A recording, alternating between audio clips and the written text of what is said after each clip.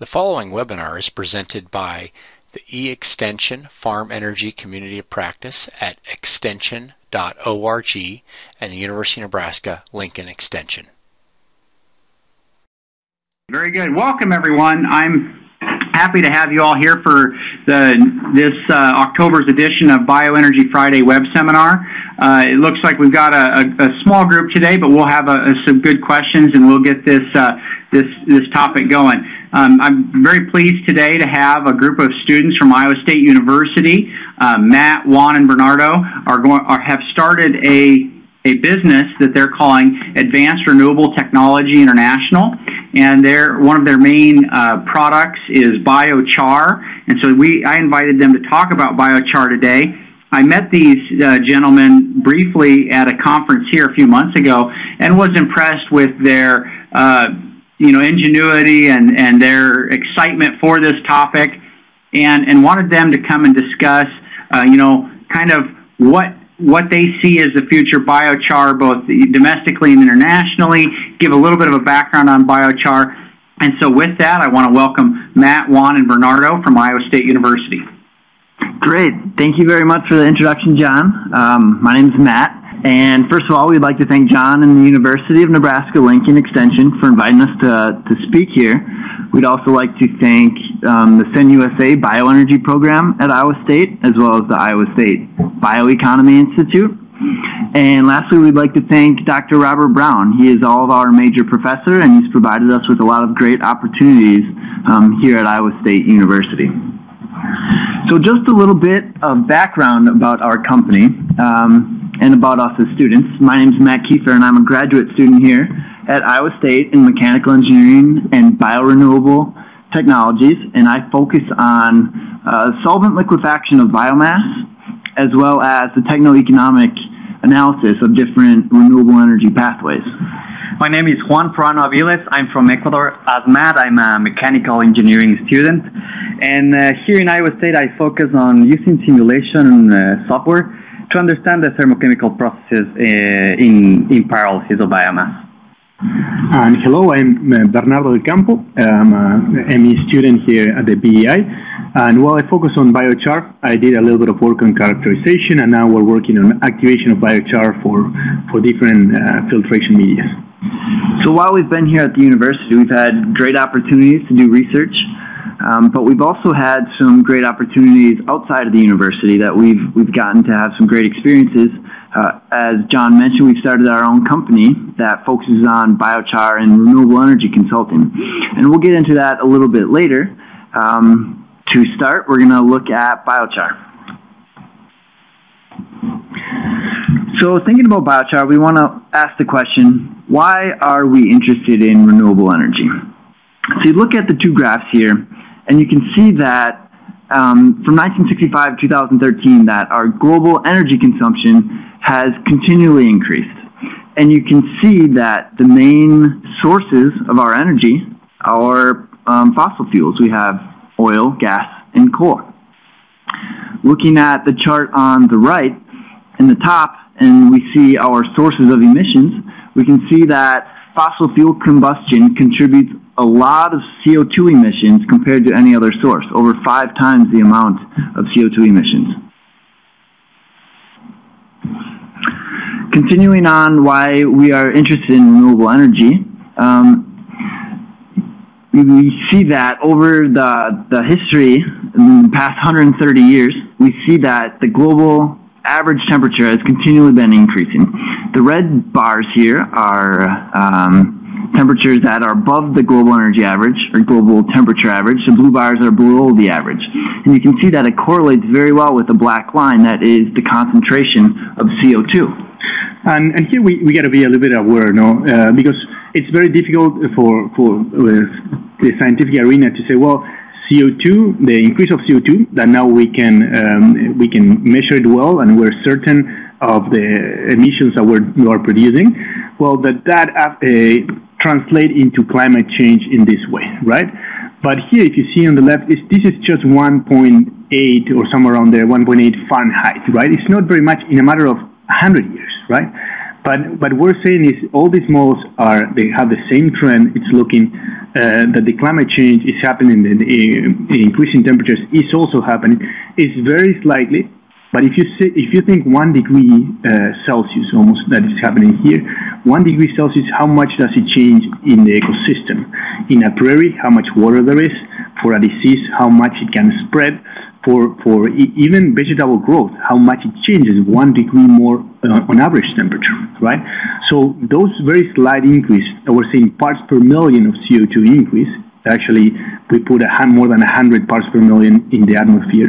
How much that repercussion has in ecosystems around the world. So what is biochar? Well, it's a very difficult term, right? Defining biochar, like we'll talk a little bit more. It's complicated because it can produce with various methods and with various feedstocks and are for doing different things. Okay, but more or less, what it's normally referred to, biochar is a solid carbon-rich material obtained from the processing or thermochemical processing of biomass. Some people refer as carbonization here, but I rather call it thermochemical processing. Carbonization normally refers to charcoal making, and there's some questioning about all these methods for producing biochar on larger scale. But basically, it's thermochemical processing, and we're going to be talking about few technologies to produce biochar. So biochar can be used in different ways.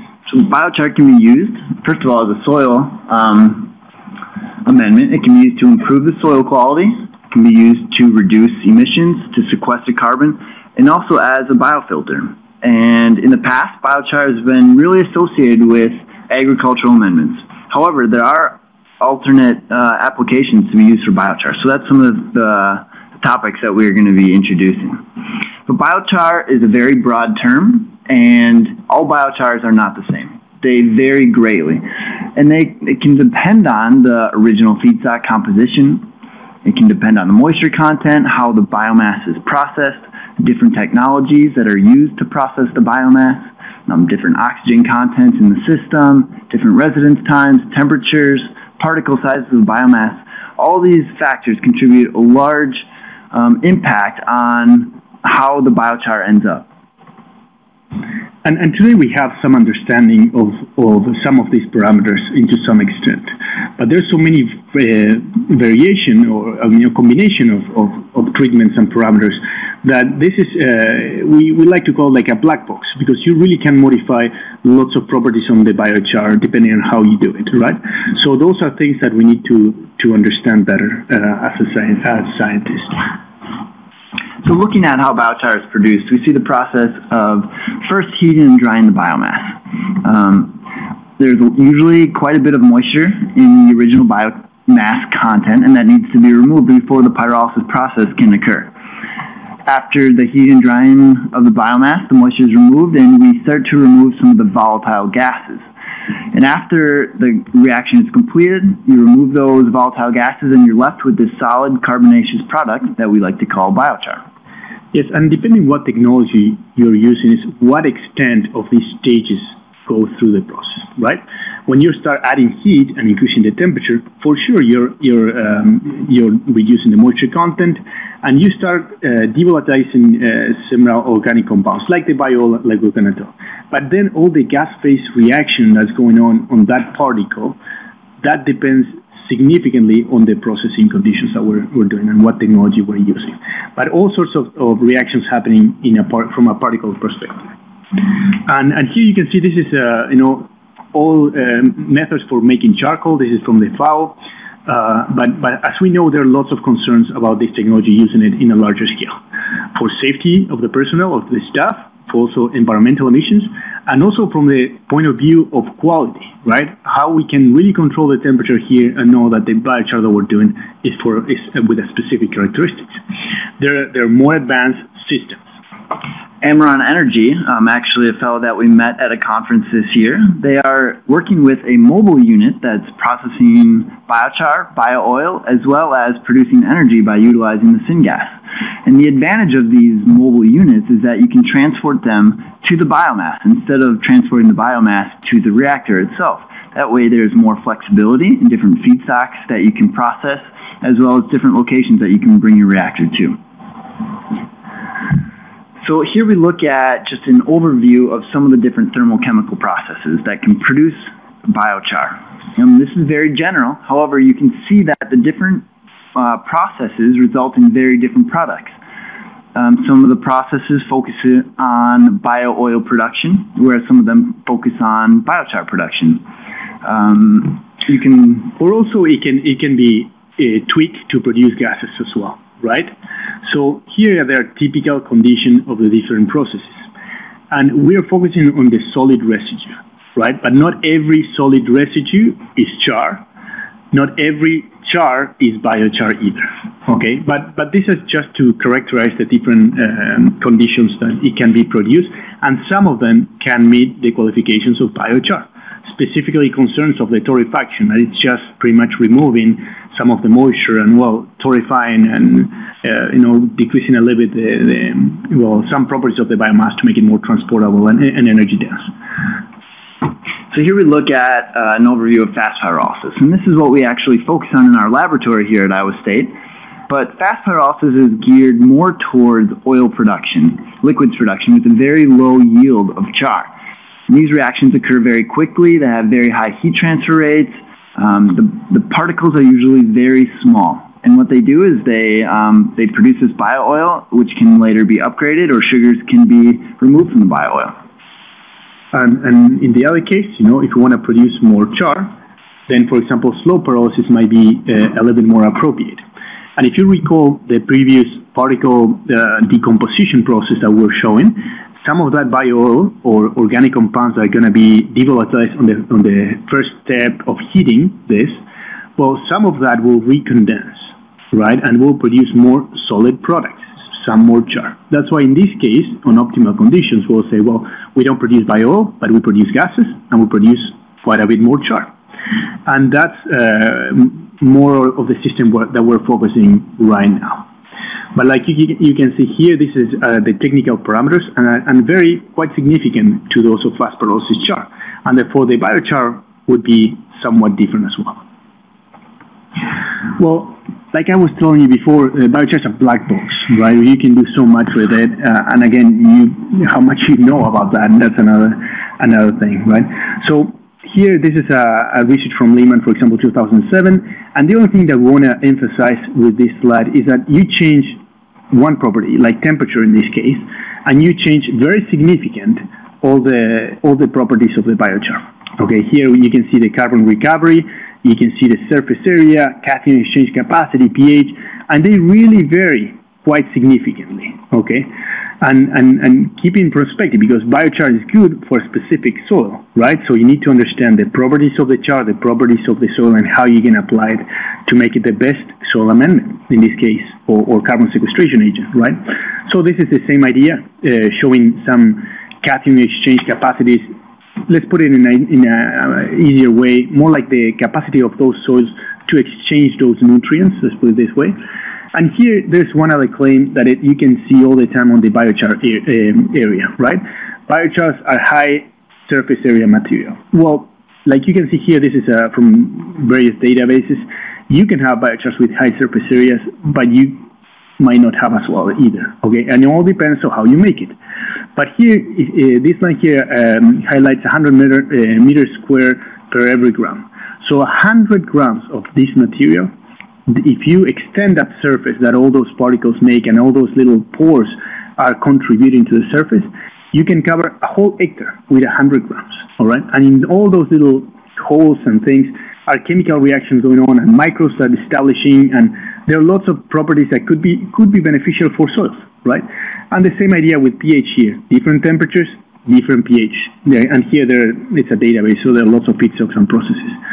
Anyhow, you can do basic chars, most of them, and you can have acidic chars as well, just to have an idea of the parameters and how they change in the quality. And I have some issues here. I apologize. And well, you can do so much, right, with this type of biochar. We need standards. We need to see how we can categorize it and how we can assess them, whether they're good or not. And these are the two most important protocols, the IBI, International Biochar Initiative, and the European Biochar Certification Program. All of them they're kind of similar, but they, in some way, they start putting some restrictions or showing what biochar is, what it's not. So again, let's go again to what are the different uses of biochar. Like Matt was saying, well, you get environmental, right? You reduce leachate, for example, or you increase the retention of water in soils, or well, the nutrient absorption and the capacity of that soil to provide a better sustain for the yield, right? Or carbon sequestration, again, depends how you make it, but you can sequester a lot of carbon in that soil, and biofilters, and all sorts of things that can be made. As we study more and more on biochar, we see all these properties that can be enhanced and therefore can be engineered and make it into different products. And this is, I think this is the biggest dilemma on biochar, and I wanted to make it very clear. Because it's over and over, I've been asked, well, what is the best biochar? And then I come back to you and say, well, what is the soil you're using? What you want to improve in your soils, right? How much money do you want to put in that for improving how much on that soil? But always keep in mind that you have different biochar, you get different soils with different properties and things to improve, and you have different crops. The different crops are vary the yields in terms of pH, for example, right? Or different textures, right? Or different nutrients or phosphorus or whatever. So you got to understand those to see what is the most appropriate char in your soils. There are all sorts of biochar trials all over the world. Here we showed a little bit of pot trials, for example. This is a Terra Preta in Brazil. This is company. This is a demonstration plot here in Iowa State. This is Dr. Lert's some demonstration plots as well. Claudia Kamen in Germany. There are all sorts of different trials with different chars and different application rates and combination with fertilizers that has to be understood, right? So there's a lot to do in this area. And always keep in mind that soil is very heterogeneous as the biochar itself. Here is the USDA, the soil taxonomy, classifications of soils, and you can see that in all these 12 different soils, they're quite significantly different. In all of them we crop, right?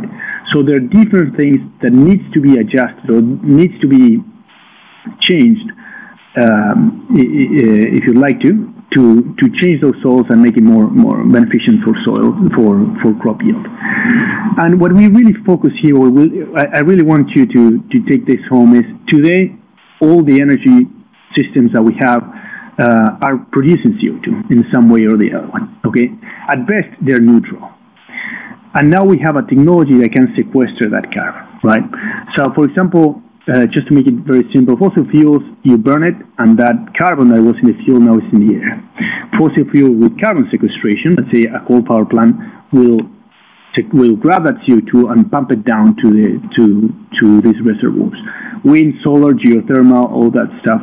Well, they're great because they don't produce more CO2. Maybe they produce a little bit once you develop those projects, but it's not much.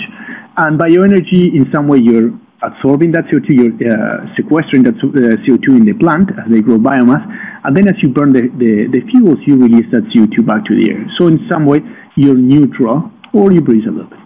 And bioenergy with carbon capture technologies, like, for example, the biochar, could be very promising because it's not just capturing CO2 and pumping it down, like in this case, that requires a lot of energy and a lot of money. In this case, you would be doing so, but also with other benefits. And that's what we want to promote. Other benefits, in this case, in the soil, right? So this is just the same idea. The tree is growing, sequestering CO2, and then as they die or the litter comes down, then microbes decompose this and release CO2 to the air.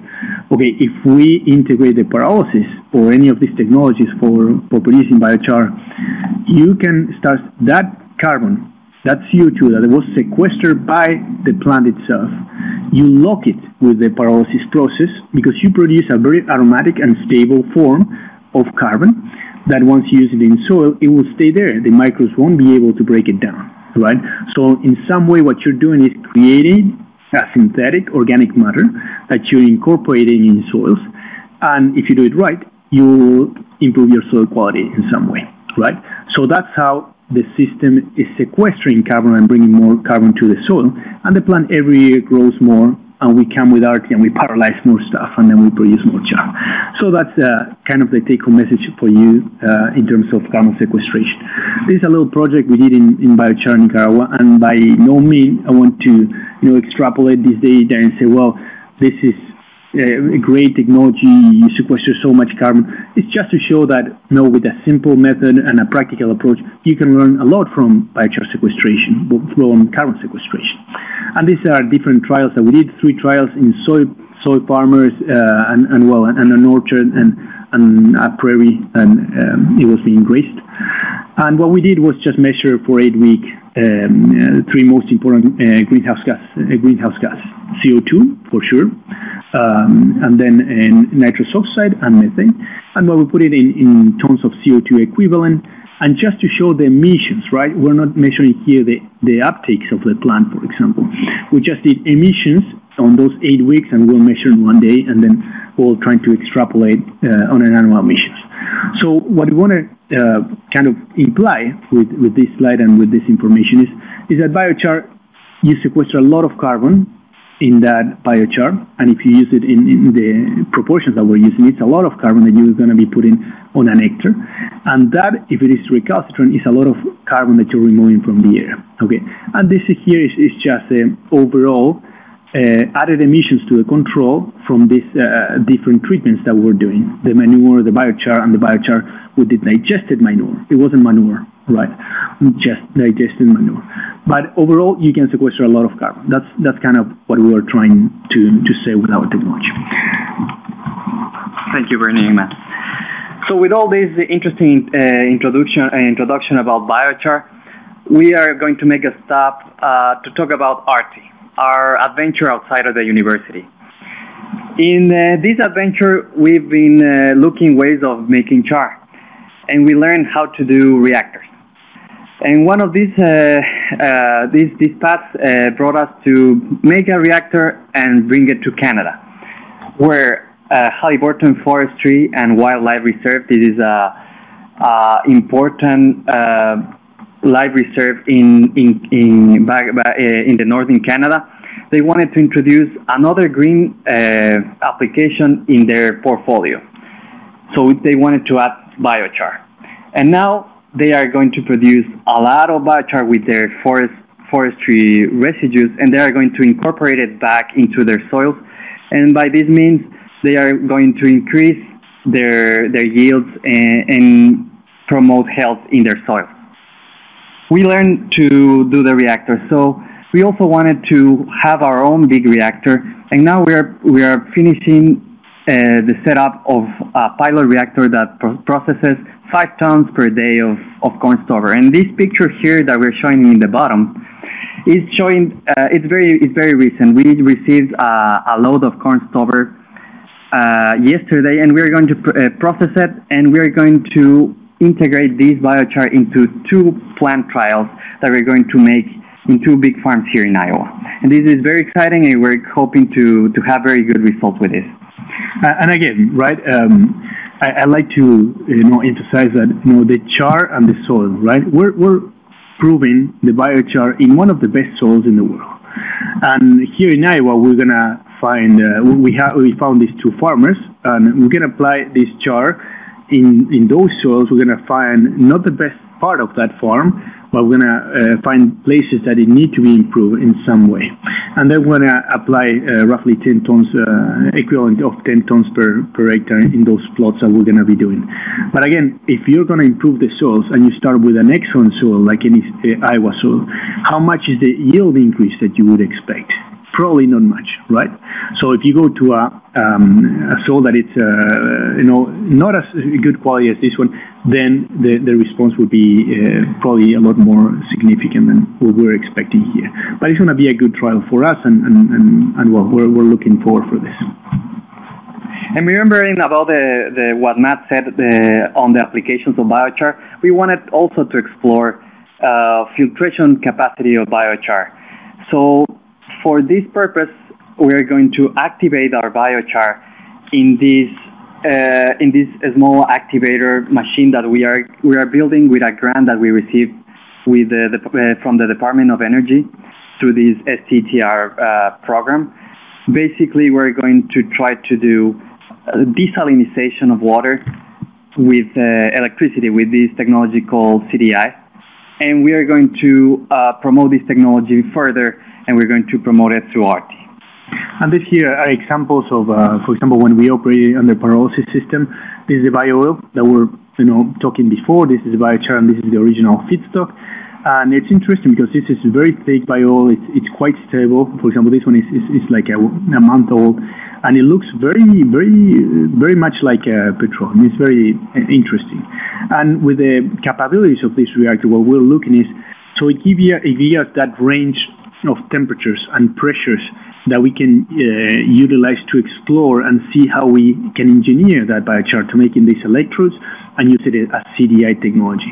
But with this reactor, we'll be able to get it to 1,000 C and vacuum and all those things that we're developing now, and hopefully it works well. But it's very promising, all the things that we can engineer in those jars. And now from the business side of the adventure, we as ARTI, we have produced biochar. So if you're interested in helping us a little bit with our project, we are selling these very small bags of biochar. We also can produce tons of biochar, and we also can provide you with consulting services in Renewable, and especially in biochar and soil amendment. And please also don't forget to visit us in artichar.com or contact us through team@artichar.com. And at the end, kind of wrapping up our presentation, we want to share with you some ideas about biochar. As you saw, there are a lot of things that we need to improve our understanding of. We want to know better about what kind of biochars are going to be useful for what kind of application in which part of the world. And also we want to understand where the market is. We want to understand how the technology, we can move forward the technology and integrate other technologies from other industries to really give acceleration to the biochar industry. And finally, we also want to connect our engineering background. We want to engineer biochar to different applications around the planet.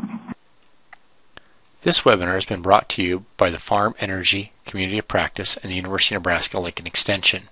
For more information, go to farmenergymedia.extension.org.